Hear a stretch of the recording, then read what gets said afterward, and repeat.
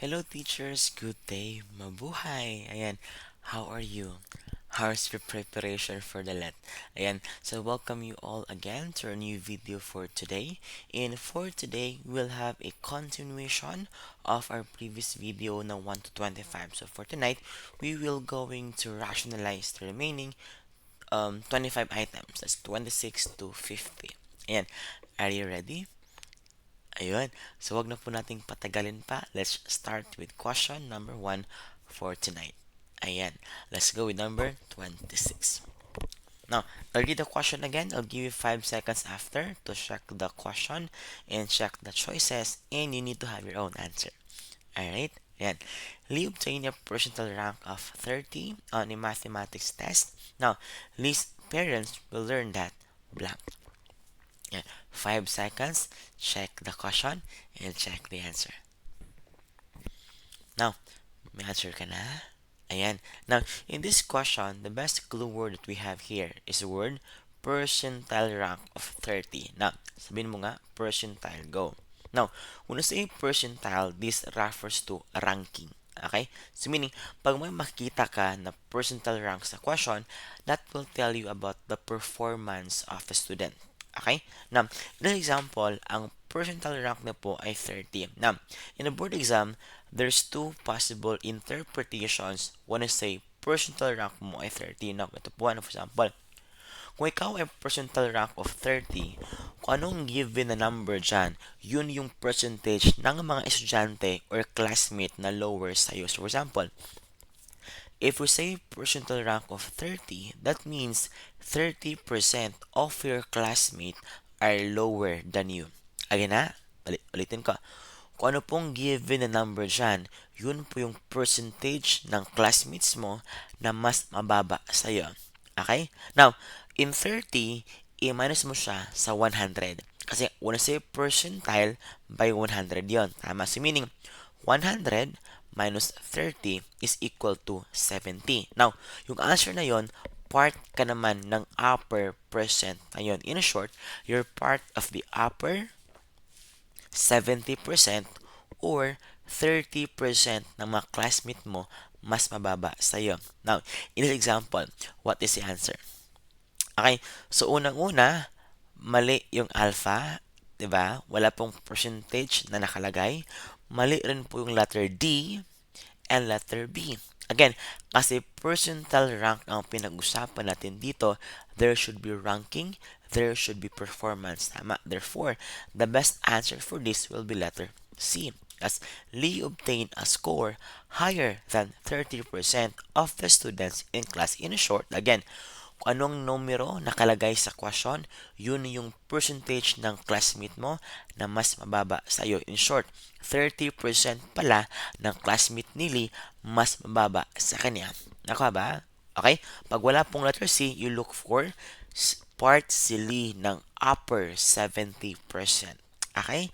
That's first question for tonight. I hope nakuha. Ayan. I hope rin nakuha. Pag na, again, ulitin natin po, no? Everybody say percentile rank. Go. Ibig sabihin nun ay ranking. Nakuha?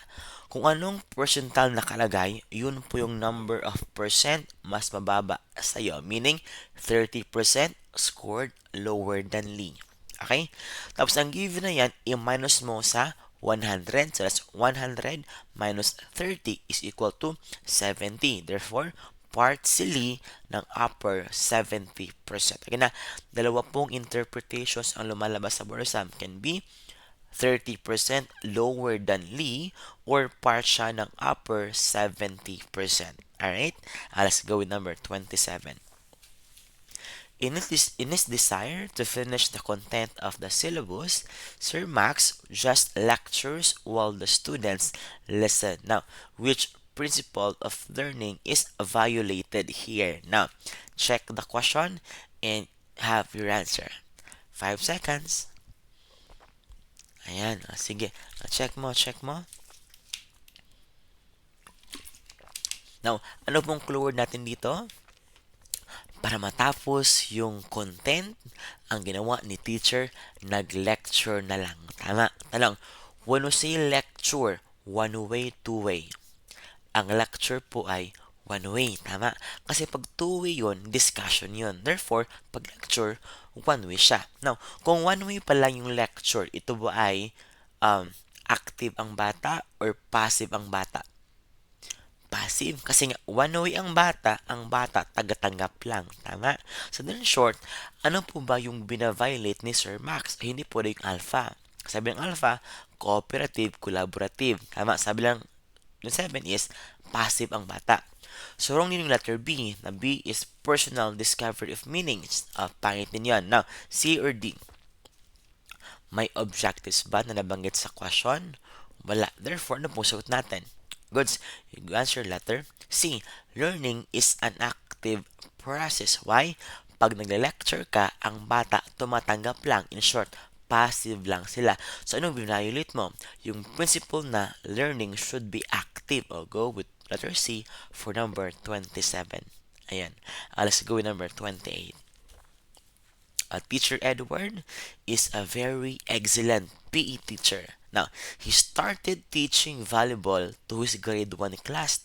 Now, despite all his efforts, his class doesn't seem to learn how to play the sport. Now, what law of learning was disregarded by Teacher Edward? Now, 5 seconds. Ayan. Now, in answering any board exam question po, no, unang-una po na dapat po natin na malaman is kung naintindihan mo ba yung tanong. Okay? Sabi ng tanong, si Teacher Edward was very excellent. Tama? Magaling siya na teacher sa PE. However, ang ginawa niya is, tinuruan niya ng volleyball yung grade 1 question. Ang grade 1 ba pwedeng matuto ng volleyball? May nakita ka na bang grade 1 na nag-spike? Wala, di ba? So, meaning, hindi pa kaya ng bata na grade 1 na matuto ng larong volleyball. Tama, ng volleyball.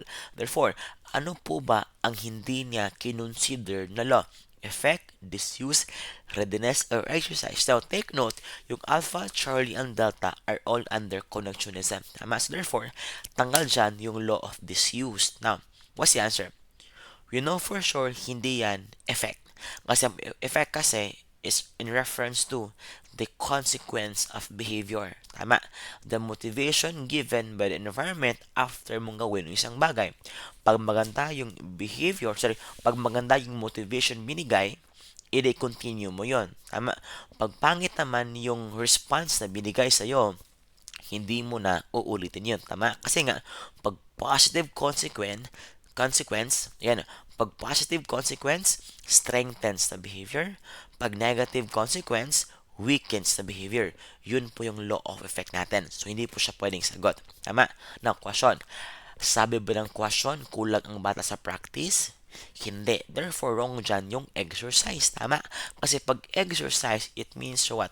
As you continue on practicing, mas gumagaling ka. Now, anong problema dito? Ang grade 1, hindi pa nila kayang matuto ng basketball kasi yung katawan nila hindi pa handa. Anong law ang violate niya? Law of readiness. Okay? That's the law of readiness. Now, to run through again, everybody familiar with this one? Sabihin mo nga, connectionism. Go. Ang connectionism ay kaninong theory ito? Kay Edward Lee Thorndike. Tama. In may three major laws po siya. We have your readiness, exercise, at law of effect. Tama. Pag readiness, dapat ang bata ay motivated at ready siya na matuto. Kasi ang pag ang batang hindi handang matuto, regardless kung anong galing ng teacher, hindi po siya matututo. Diba? When I say law of exercise naman, it refers to practice. Constant practice and drills para ang bata o ang tao gumaling. Now, when I say law of effect naman, this refers to again the consequence of behavior. The positive effect strengthens the behavior and negative effect weakens the behavior. Okay? Now, balikan natin yung tanong. Again, ang bata na grade 1, tinuruan ng volleyball. Ang bata ay hindi pa handa. You go with letter C. That's your law of readiness. Again, that's your law of readiness. Okay?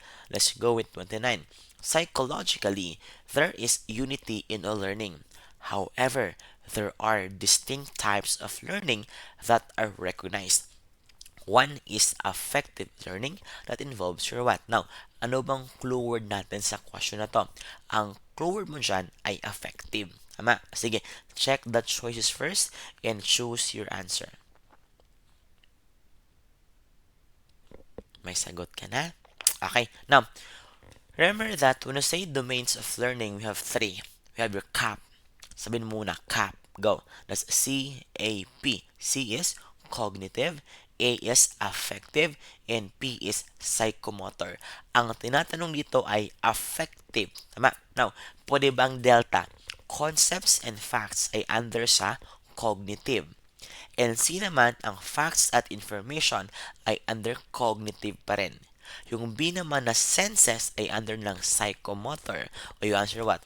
Acquisition of attitudes, ideals, judgment, and values. Ito ay under sa affective. Why? Emotion-based kasi. Okay, for 29, you go with letter A. That's acquisition of attitudes, ideals, judgments, and values. Are we good? Ayan. But let's go with number 30. According to Vygotsky, ayan, children construct knowledge through social interaction. Now, what does this imply for children's learning? Okay, now check the clue word and have your answer. I'll give you 5 seconds. 5 seconds po. Okay? Now, ano bang clue word mo dito? Ang clue word natin sa question na to is the word social interaction. Nasabi mo muna nga, social interaction. Go. Kung nasa yung social interaction, dapat may kasama ka. Diba? May kasama ka. Okay? So meaning, hindi pwede yung books to read. Kasi nga, personal yun. Ikaw lang nagbabasa. Diba? Hindi naman sinabi na group reading, ganun. So, wrong yung D. Wrong din yung letter C, na questions to ponder. When you ponder on a question, ikaw lang mag-isa nun. Now, A or B. Now, sir, pwede naman ang chance to explore the world. However, wala pong binanggit na may kasama ka. Diba? So, you go with letter B. Bakit B sa question na to? Why? Una-una, let's go with Vygotsky's theory. Kung si Vygotsky, famous po siya sa kanyang theory na socio-cultural theory. Where sabi niya, ang social interaction ay very important for the cognitive development. That's why, ang bata, dapat mag-interact siya sa mga tao, sa environment niya, para mas matuto siya. And in here, he identified two central factors. Sabi niya, very important ang dalawa. We have your social interaction, and in interacting, we need language, di ba? Alangan naman mag-interact ka, tapos wala kang sabihin, tama? It can be, we need to really have language. It can be verbal or non-verbal language. Na, kay Vygotsky, pinauso niya ang word na scaffolding. Tama. However, again, hindi po siya ang nag-coin ng scaffolding. He only popularized the term scaffolding, but Jerome Bruner coined the term. When saying scaffolding refers to assistance or pwede rin guidance. But common sa Borsam is the word assistance. Again, pag scaffolding, assistance yan. Now, when I say MKO naman, MKO here stands for more knowledgeable other. Meaning, ito yung tao na mas nakakaalam compared sa bata na pwedeng tumulong sa bata. Example, yung teacher, yung parents, yung classmate niya, basta lang mas nakakaalam. Yun po yung ating MKO. Okay? Now, upon helping, okay, we now have also the concept of ZPD. Everybody say ZPD, go. ZPD stands for what? ZPD stands here for your Zone of Proximal Development. Ito po yung difference kung anong kaya ng batang gawin na siya lang mag-isa at anong nang kayang gawin na may tutulong sa kanya or pag may scaffolding. Ako ha, ayan, transfer ko, ayan. Ayan, transfer ko lang sarili ko ha. Wait lang, dyan muna. Okay. Now, again when say ZPD, this is the what? Again, pag ZPD po, this is again the difference. Why? You need to know the term difference. Why? During my time, kasi September 2019, lumabas po ang question ng ZPD. Ang ZPD ay you go with the difference between what the child can do and what she can do with the help of others. Yun po ang ating zone of proximal development. Are we clear? Okay. Now, balik natin. Alin sa tanong ang may social interaction. Again, you go for letter, yan, that's letter B. Why? Ang peers and teacher kasi tao. In short, may nakausap ka, di ba? May nakasama ka. Therefore, there is social interaction there. Yung alpha, Charlie, and delta kasi pwede siyang personal at hindi na binanggit na may kasama ka. In short, what ensures social interaction there is letter B, opportunity to learn with skilled peers and teachers. Are you goods? Ayan, 31. A mother gives her son his favorite snack every time the boy cleans up his room. Now, afterwards, the boy cleans his room every day in anticipation of the snack. Now, which theory is illustrated? Sige, check the question first and find your answer.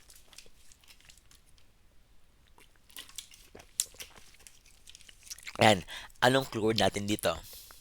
Binibigyan ng snack after maglinis ng room.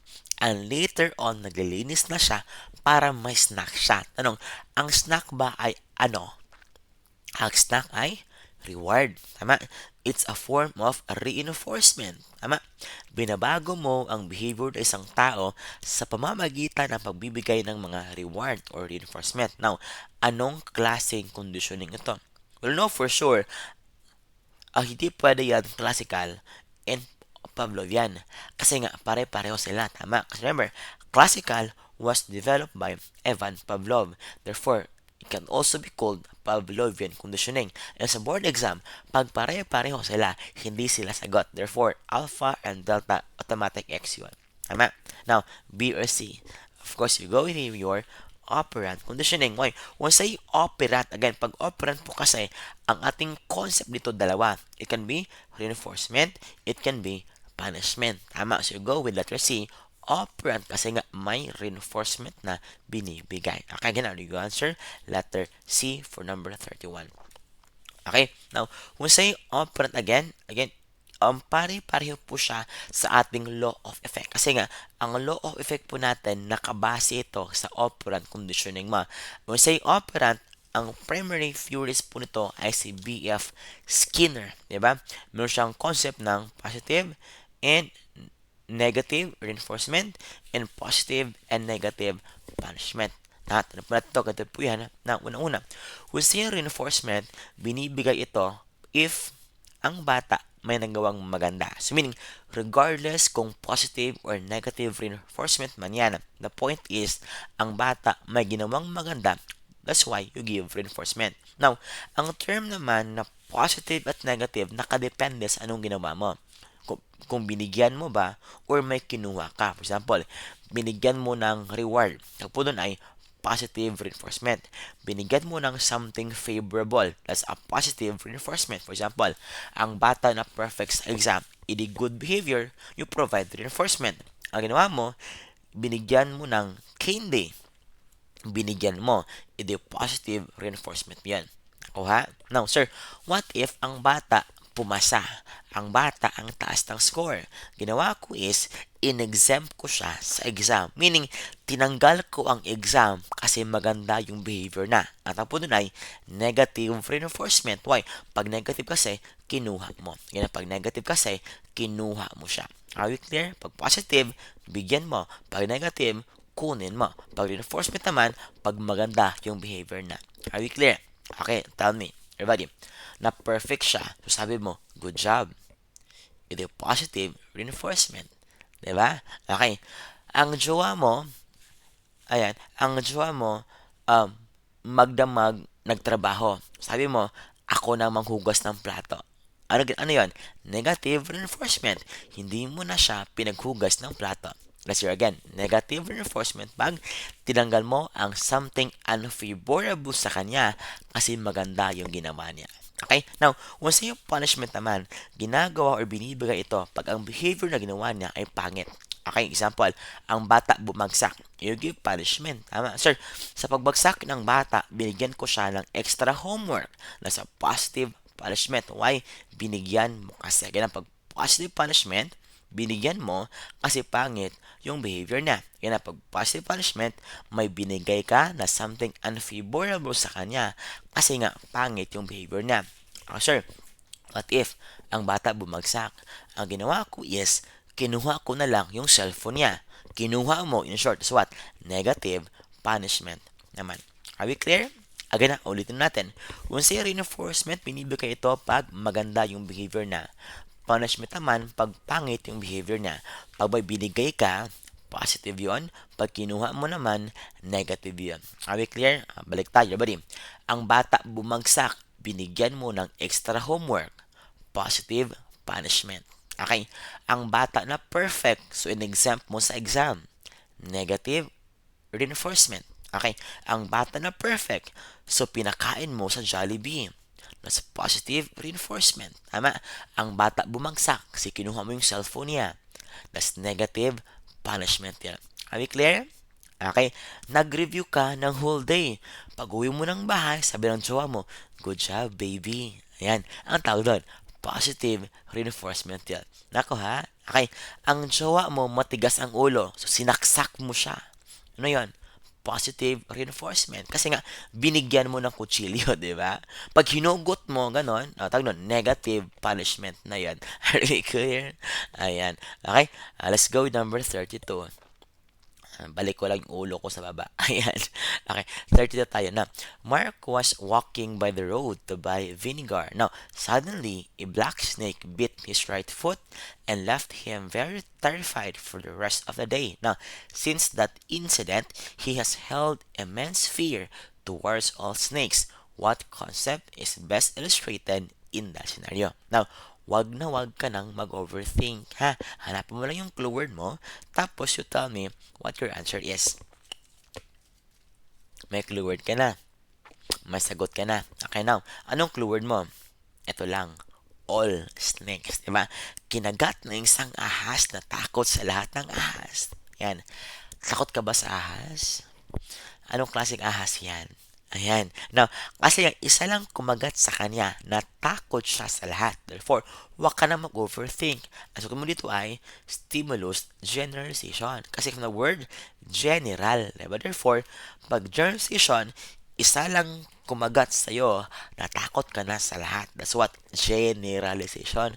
Same thing with pag may isang lalaking nagkasala, kasalanan na ng lahat ng mga lalaki. Ang tawag doon, generalization yun. Tama? Kasalanan ng isa, kasalanan ng lahat. Generalization. Tama? When you say discrimination kasi, that's 1:1. Okay? Ang isang stimulus, isang response din yan. Ako ha? Pag 1:1, discrimination. Pag nilahat mo, generalization yan. Okay? Let's go with 33. Ayan. Teacher John, a chemistry teacher, makes sure all eyes are on him as he demonstrates a proper behavior in lighting a Bunsen burner, whose theory supports Teacher John's practice. Okay, now, okay, check the question. Okay, find the clue word and look for your answer.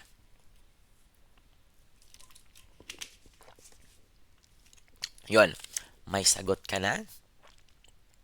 Okay na, may sagot na. Now, anong clue mo dito? Nagde-demonstrate siya. Meaning, ang lahat ng mata nakatingin sa kanya. Tanong, anong concept yon? Kung lahat ng mata nakatingin sa kanya, ano palang ginagawa ng mga bata? Nag-o-observe. Tama? Nag-o-observe. Anong ginagawa ng teacher? Nagmo-model. Tama? Okay? Now, ganong concept ito. Yun ang kay Bandura. Remember, sabi ni Bandura, students or people learn by modeling, diba? So meaning, that is your Bandura. Demonstration is actually a manifestation of Bandura's model on modeling. Ayan. Ang Vygotsky kasi, that's your scaffolding. In-assist ni teacher ang bata. In this example, hindi naman. Kasi ang teacher, pinakita niya lang paano ang gagawin. Okay? So, hindi pa ni Vygotsky. Hindi rin pwede ang Piaget. Ang Piaget kasi is cognitive development. Tama? Wala namang minansyo na cognitive process dyan. Okay? And skill naman is reward and reinforcement ng operant conditioning. You go with Bandura. You go with Bandura. Bakit? Demonstration is modeling. Tama? Ang si teacher, pinapakita niya ano ang proper behavior. Therefore, ang bata nag-observe, si teacher nag-model. That's your social learning theory. And take note, sa board exam, pwede na hindi social learning ang gagamitin ng word. Sometimes they'll also use the word social cognitive. Pareho pa rin yan. Ang na, social learning is also your social cognitive theory. Okay? Ayan. Let's go with 34. Eto. The first people power was held in February 25, 1986. Now, what kind of knowledge is presented? Okay. Now, check the question. Check na po yung question.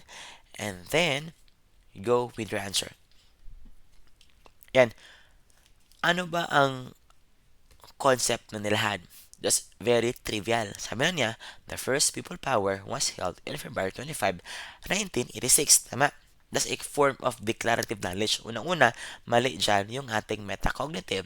Kasi pag metacognitive, self-assessment ito. Thinking about thinking and learning how to learn. So, wrong letter D. Wrong din dyan yung procedural. Kasi pag procedural, that's knowing the steps. Now, A or B, concept pa binigay or factual lang ito. That's factual. Kasi nga, declarative knowledge lang yun. Tama? It's only all about a basic information. It answers the question, the what, the who, the when, and the where. Okay? But we want to say why you go with conceptual. You need to explain, describe, ganun. That's conceptual knowledge yun. Pag procedural, that's your how. Performing a skill or a task. Okay? You go with letter A, factual knowledge ito. Everybody, 35.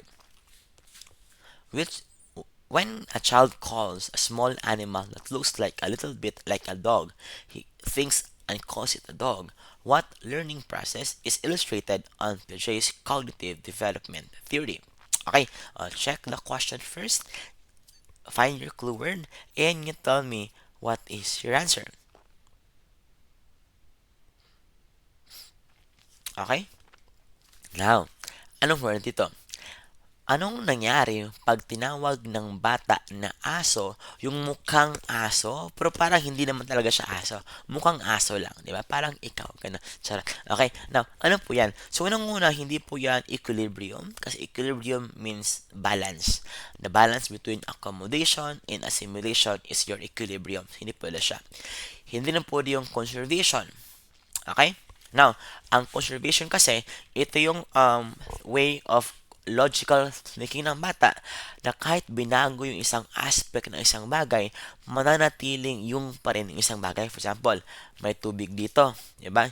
I-transfer ko sa isang cup wherein malapad na siya. So meaning, pag may conservation ng bata, yung alaman ng cup na yun, same lang yun sa laman dito.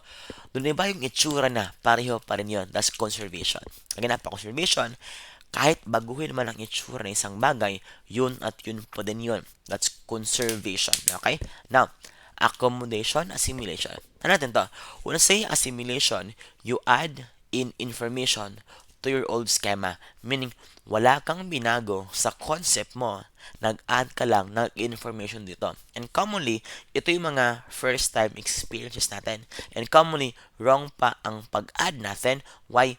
Hindi pa masyadong malawak yung pag-iisip natin or understanding natin of a particular concept. For example, ang bata, may concept siya ng dog. Sabi niya, Mami, ang dog ay may 4 na paa at may buntot. That's your dog. Meaning, yun yung schema or concept niya ng dog. May 4 na paa at may isang buntot. Now, tanong. Let's say, for example, ang bata, first time niyang nakakita ng pusa. Ang pusa ba'y may 4 na paa? Yes, may isang buntot. Yes, sabi ng bata, Mami, that animal has 4 legs and 1 tail. Therefore, that's a dog. Anong ginawa niya? Nag-add lang siya or nag-relate lang siya ng information sa old schema niya. Ang tawag doon ay assimilation. But wanna say, pag ang bata gumawa na ng bagong schema, pag kino-correct na siya through experience or by other people, ang tawag doon, accommodation. Meaning, if you create a new schema, accommodation. If you add information to the schema, assimilation. Now, in a given example, for example, sabi ng mama, no, anak, hindi yan dog. That's a cat. Bakit? May whiskers siya. And it says, meow. Therefore, hindi yan dog. Kasi the dog says, ow. Tama? Therefore, sabi ng bata, okay, pag mag-meow pala, cat pala yun. Therefore, gumawa siya ng bagong schema. Okay? That is your accommodation. Now, in this example, ang bata, tinawag niya yung animal na kamukha ng dog as a dog. Kasi akala niya dog yon. In short, nag-add lang siya ng information sa schema na. Ang tawag doon ay assimilation. Tabo na again. Sorry again. Assimilation po ito. Kasi nga, nag-add lang siya ng information sa schema niya. Are we clear? Okay, let's go with 36. Now, which does 12 months term of latent learning mean? Okay, check the question and check the choices. Alright, now, in this example, ayan, what is your answer?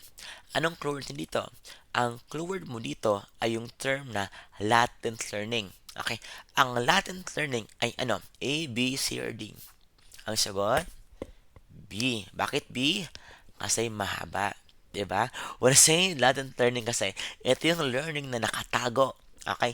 Hindi siya nagmamanifest until specific yung tanong about sa kanya. In short, we can relate latent learning as your stock knowledge. Meaning, for example, let's imagine, ilang taon ka ring nag-aral. Diba? Therefore, of those years, marami kang learnings. Now, if I'm going to ask you, can you recall all your learnings? The answer is you can. Tama. But ibig bang sabihin, kasi hindi mo pwedeng ma-recall yun, wala kang na-learn. Mali. May learning ka. Hindi ka lang consciously aware sometimes. Pero may question specific to that learning, kaya mong sagutan. Yun yung latent learning mo. Lumalabas lang siya pag specific yung question about that particular learning. That's latent learning. Not manifested at the time of learning, but manifest later when a suitable motivation in circumstances appears. Chapter 6, you go with letter B. Okay? Let's go with 37. To remember the 6 digits, the 8, 4, 3, 9, 4, and 5, teacher A grouped the numbers in twos like 84, 39, 45, or by 3 like 843 and 45. Now, ano ang tawag sa technique na gamit niya? Okay, sige. Check muna yung clue word mo at yung question mo and you tell me what is your answer after. Okay? Now, may clue word ka. Anong clue word mo? Group. Tama. Ginrupo nila. Ano ba ang synonym ng word na group sa choices? Edit chunking. Diba? Meaning, pag chinunk mo siya, ginrupo mo sila. Go with grouping is your chunking. Okay? Pag interfering kasi, ito yung pag-combine ng knowledge, nagbanggaan sila, nagbungguan sila, yung isang learning mo nag-interfere or naging sagabal sa pagkatuto mo ng isang bagay. Yun yung interfering. Kaya pag interfering, isang learning mo nakasagabal in the recall of your other learning. Okay? Pag rehearsing naman, rehearsing is your practice ulit. Pag inuulit-ulit mo siya, that's rehearsal. So, for example, dati kasi, pag inuutusan tayo ng mama natin para bumili ng, for example, bumili ng asin at suka sa tindahan, ang ginagawa natin is, inuulit-ulit-ulit natin ito hanggang umabot tayo sa tindahan, di ba? Sabi natin, asin suka, asin suka, asin suka, asin suka. Tapos, hanggang umabot ng tinahan, para hindi natin makalimutan. That's rehearsal. Okay? Pag ulit-ulit lang, rehearsal. Pag remembering, pure recall lang. You would chunking. Yan, ang clue dito ay grouping. O, pag grouping, chunking ito. Are we clear? Ayan, let's go with 38. Now, Vygotsky's zone of proximal development is the blank between the children can learn on his own and what is accomplished with the help of others. And I think I presented this one to you earlier, diba? Dapat alam mo ang term nito. At ang term na yan ay ano? Okay, what is your answer? Sagot mo? Okay, hindi yan divisor, diba? Hindi yan divide, diba? Hindi yan divide, okay? Hindi divisor. Hindi rin yan multiplier. Difference equivalent. You go with difference. Kina, ZPD is the difference between what the child can do on her own and what he can do with the help of others. Kina, that's difference. Okay? 39 tayo. Ayan. In Bandura's theory, the teacher who can be observed in school is a what? Sige. Check the question, check your word, and tell me what's your answer. Again, take note ha. Ang learning ay active process. Therefore, you need to involve yourself in learning, ha? You need to really answer. Hindi po nakahiga ka lang ngayon. Okay? Dapat makinig ka, magsulat ka, sumagot ka. Alright? Okay. Tanong. Anong clue mo dito? The teacher who can be observed in school. Tama. Tanong. Ang teacher ba na na-observe mo sa paralan ay buhay? Buhay ba siya? Yes, therefore, you answer what? Live model. That's a live model. Okay? Una-una, hindi po yung symbolic. Ang symbolic kasi, makikita mo siya saan? Sa mga aklat, sa libro, sa mga story, yung mga symbolic model mo. Pero pag actual mo siyang nakikita, yun ay ating live model. Example, tayo sa loob ng paralan. Live model tayo. Bakit? Tayo kasi ay buhay. Naku ha? Okay, let's go with number 40. Okay, now, one cognitive advancement in adolescence is metacognition. Now, what does metacognition mean? Again, what does metacognition mean? Everybody, what is your clue word for this question? Check mo, check mo. Okay? Now, for this one, ang clue word natin dito ay yung term na metacognition. Tama? Sige nga, sabihin mo muna, metacognition. Go. And metacognition is a form of self-assessment. That is, you're thinking about your own thinking and learning how to learn. Therefore, self-assessment siya. So, meaning, hindi pwedeng alpha, bravo, and delta. All of these are just cognitive. Diba? Hindi po sila meta kasi wala silang word na own. Kasi when we say metacognition, refer or always relate it to the word own or self. Therefore, for 40, you go letter D. That's ability to identify one's own thinking process. Bakit? Again, pag metacog, own thinking ito. Pag metacog, own thinking, ito go letter D. Own, own, own. Okay? Let's go with number 41. Ayan. This is not among the external environmental factors that create a relevant impact on learning. Now, I want you to check the question, find your clue word, and tell me your answer. 5 seconds. Meron na? Okay na. Now, anong clue word mo dyan? Not among the external. Next one, in a board exam, pwede mo word na not, but, except, ganun. Always encircle them. Why? Possible kasi, makakaligtaan mo to in answering your question. Diba? So again, you need to always encircle them or mark them, underline them. Not. Question. Ang culture ba ay external? Yes. Ang mass, media, and tech ba ay external? Yes. Ang environment ba external? Yes. Ang motivation ba ay external? No. Ang motivation ay internal. Therefore, you go with letter C. Learner's motivation is a form of, again, internal motivation. That's why you go with letter C. Learner's motivation ito. Are we clear? Okay. Let's go with number 42. What should the teacher do for students in his class whose ability are behind their grade level? Okay, now, in answering this type of questions ng Prof. Ed, tanong mo na lang, dapat mabait ka. At dapat ang sagot mo ay plastic.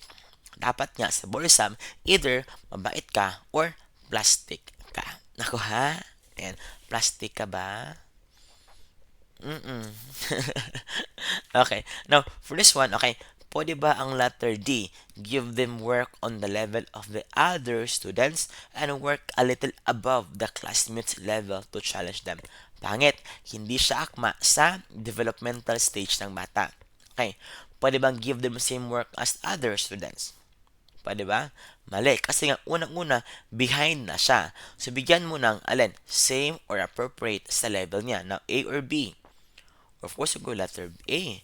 Give them materials on their level and let them work at a pace that is reasonable for them. You're trying to bring them up to a grade level. Meaning, ang ibigay mo sa kanya, akma sa level niya, at unti-unti mong iangat yung kakayahan niya. That's letter A. Yun kasi ang pinaka-plastic na sagot sa apat. Therefore, you answer letter A. Are we clear? Ha? Dapat lang plastic ka. Naku ha? 43. Teacher Vanessa believes that students need not know the intended learning outcomes of her lesson. Now, she proceeds to her learning activities at 1 without letting them know what they are supposed to learn that day. Now, which principle of learning does she negate? Okay, check the question. I-check mo yung question mo. Tapos, after, yan, find your clue word and tell me what your answer is. Okay, question. Ano bang sinabi ng question? Hindi niya binigay o hindi na sinabi sa mga bata ano pala ang objective sa araw na yun. Tama? Yun yung problema. In short, maghanap ka lang sa choices mo na may objectives or outcomes na nakasulat. Huwag ka na mag-overthink. Ang question is all about outcomes. Therefore, you go with outcomes in the choices. Or you go with letter B. Ito. Effective learning begins with the setting of clear expectations and learning outcomes. Bakit? Ang question, outcomes. Ang choices, dapat may outcomes din. You go with letter B for this question. Are you clear? Ayan. Everybody, 44. Ayan, now, 44. The process of problem solving and learning are highly unique and individual. Now, this principle means blank. Okay? Ayun na. Anong clue word natin? Highly unique and individual. This principle means what? Anong sagot? Ay, pwede ba dito ang A? Students can adapt alternative problem-solving models. Students can modify their own personal styles. Each students become aware of their own learning styles. And each student has their own distinctive style of learning and solving problem. Anong sagot? Ano bang clue natin? Ang clue dito ay ang learning daw and problem solving are highly unique and individual. Therefore, anong sagot? Ang sa question, unique. Tama. Individual. Hanapin mo alin ba sa choices ang may synonym ng word ng unique and individual. Okay? Ibig bang sabihin ng unique at individual can adapt or change? Mali. Therefore, wrong dyan yung alpha kasi adapt is changing.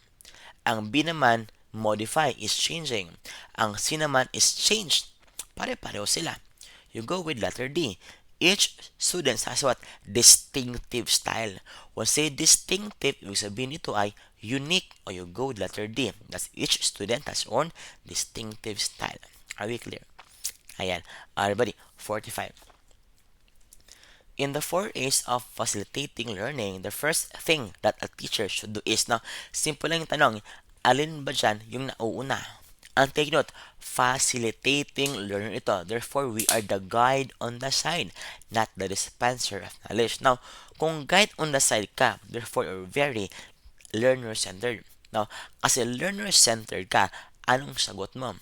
O hindi pwedeng application. Kasi application last yun. O you go with activity. Why? Remember, pag learner center kasi, inuuna mong activity and you anchor all your discussion sa ating activity. Diba? So, you go with your letter C. Activity. Naka ba? Activity, analysis, abstraction, tapos application. Okay? Na activity, analysis, abstraction, tapos application. Yun po yung apat na A's natin. Nako ha? Okay? 46. In Piaget's theory of cognitive development, which of the following statements would illustrate Vaughn, who is 11 years old? Now, anong word natin dito? Technically kasi, dapat ang main basis natin is anong kakayahan niya. Thus, on how we can identify anong level siya ng cognitive development natin. Remember, based on the last time, we have 4 development stages. Tama? Sensory motor, pre-operational, concrete operational, and formal operational. When say sensory motor, senses-based yun. Tama? Grasping, sucking, looking, ganon. Pag pre naman, not logical yet. Pag pre, not logical. Pag concrete at formal, logical ng bata. Ang kaibahan lang, pag concrete, dapat makita. At tawag sa kanya ay concrete. Pag formal naman, logical siya and kaya na niyang mag-imagine. Abstract concept. Now, ang ating clue word dito ay 11. When say 11 years old kasi, sakop na siya ng ating 11 years old is already under your formal operational. Now, since formal na siya, alin dito ang kayang gawin ng formal operational mo? Okay, o pag formal, yung go with reasoning. That's abstract. Kasi ganun ba ni? Pag formal, abstract. Ano pag formal? Abstract. You go with letter A. Able to see the relationships and reason in the abstract. Kasi nga, formal, operational na siya. Nakuha ba? Yan. I hope that's clear. Ayan, klaro-klaro po ba? Again, if may katanungan po kayo, you can use our comment section for you to lab your concern or kung may kang sagot, you need to as well use our comment section para ma-discuss po natin ha at magkaroon po tayo ng final sagot sa question. Okay? 47. Which among the following provides the best broad description of the relationship between heredity and your environment? Sige nga, check mo.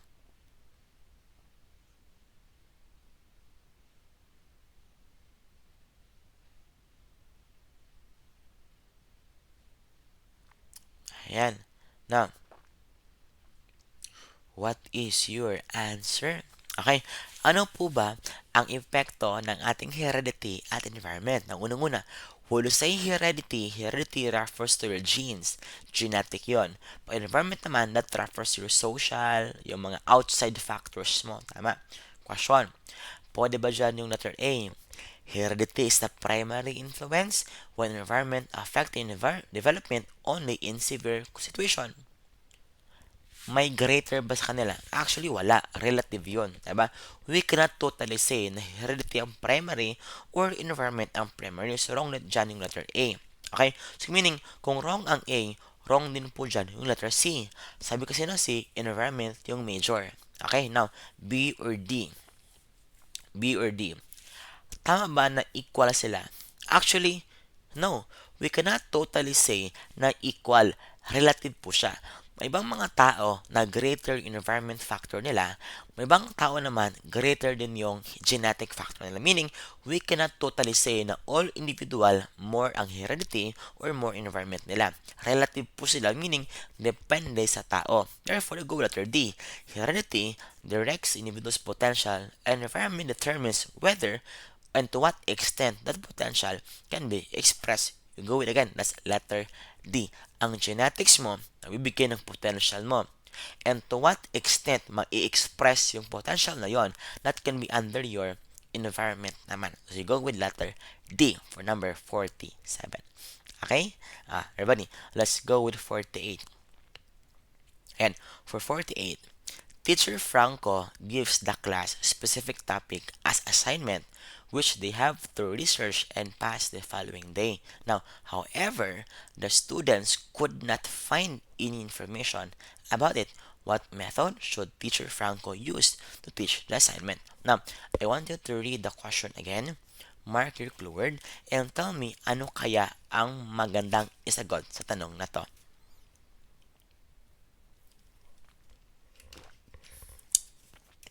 Now, ano bang pinapagawa ni teacher? May activity or may assignment.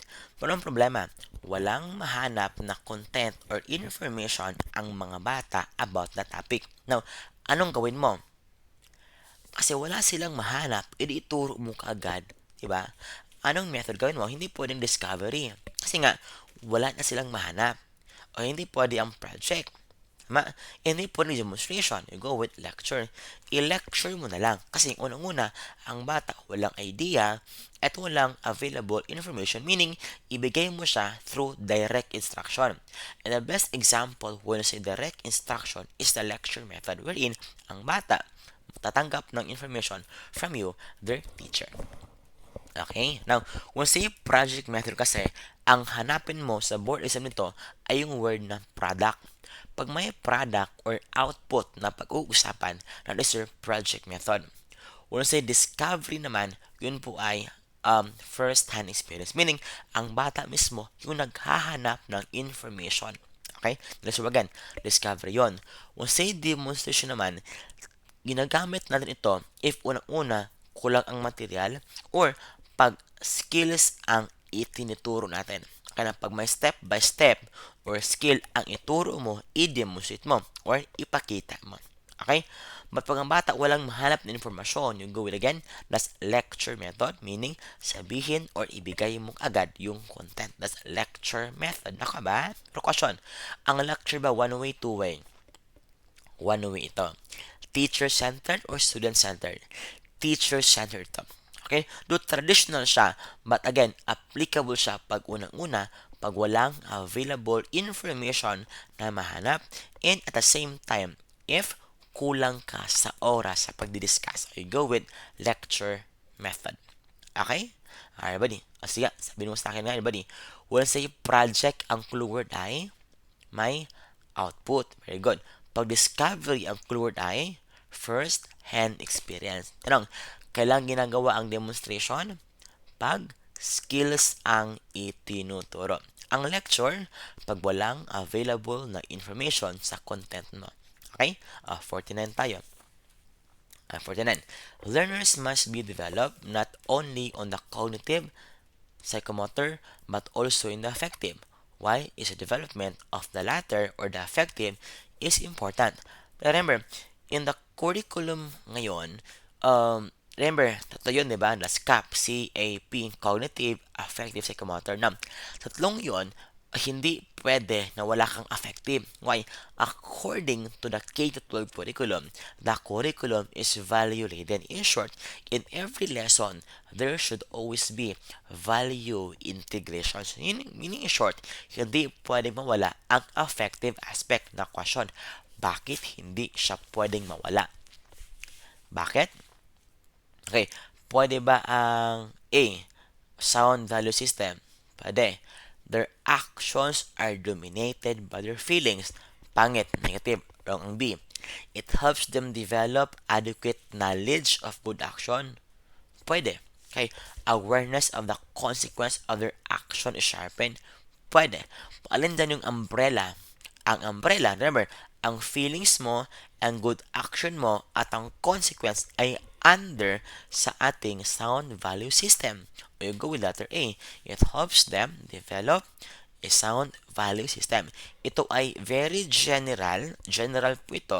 In maa-under niya ang B, C, and D. Why? In profit kasi, pag nahirapan ka, ang hanapin mo na lang ang general. Meaning, you look for the umbrella answer wherein kung saan ma-under niya ang lahat ng choices. Therefore, you need to go with letter A. It helps them develop a sound value system. Why again?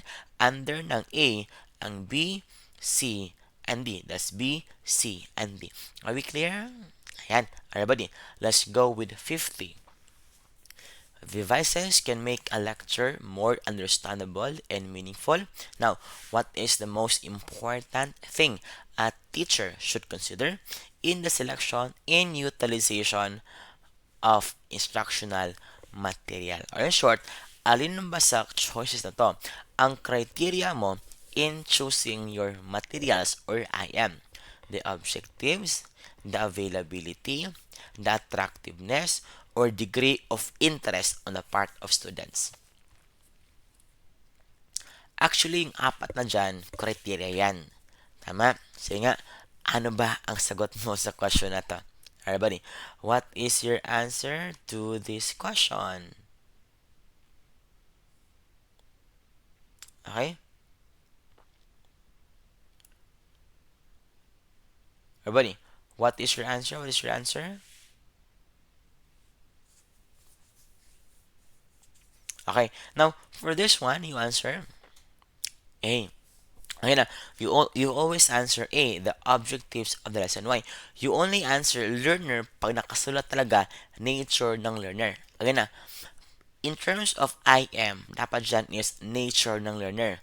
But you only answer learner pag nakasulat talaga nature of the learner. Pag hindi, sagot mo objective. So you go with objective. So for 50, your answer here is objective. Nakabagay na. Pero kung may nature ng learner, you answer nature of learner. Pag general siya. Pero pag specific about learner, mamali na siya. Kasi sobrang specific niya, compared to objective, mas mataas yung objective doon. Pero pag general na nature niya, mas maganda yun compared to objective. Again na, pag nature ng learner, that's the answer. Pag wala, objectives. So, go letter A, objectives of the lesson. Ito. Ba? Ayan. How's your score? Kumusta ang score ninyo? Pa-comment po muna yung score po ninyo so that I would know if you're getting the concepts right. Pag may tanong ka, use our comment section as well to raise your question. Okay? Para po ma-test natin. And if you have any suggestion of any topic that you would like to be discussed, also use our comment section para po ma-discuss po natin yun. Nakuha po ba? Okay? So, that's all po muna for tonight. Ayan, stay tuned for more videos and rationalization para po ma-fully prepare ka sa parating mo na board exam. Okay? Again, this is Vincent, top 1 of the September 2021 licensure examination for professional teachers, saying you good night and goodbye. See you around.